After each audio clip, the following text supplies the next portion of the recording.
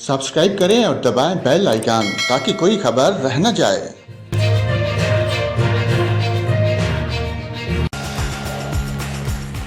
यहाँ पर आपको बताएं, हालिया बारिशों की वजह से दरिया चिनाब में पानी की सतह बुलंद होने लगी।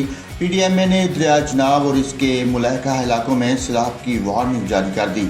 तफसीलात के मुताबिक पीडीएमए के मुताबिक आइंदा 24 से 48 घंटों में दरिया चिनाब में दरमियाने और ऊंचे दर्जे के सैलाब का खदशा। 24 घंटों के दौरान दरिया चिनाब में पानी की सतह 80,000 क्यूसेक बुलंद हुई।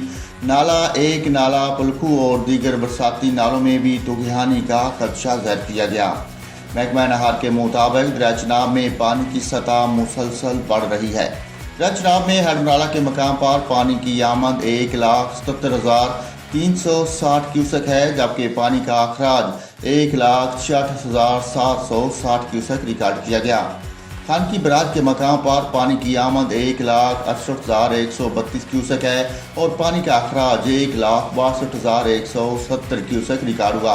हैदराबाद के मकाम पर पानी की आमद 1,06,870 क्यूसेक है और पानी का अखराज 87,870 क्यूसेक चल रहा है।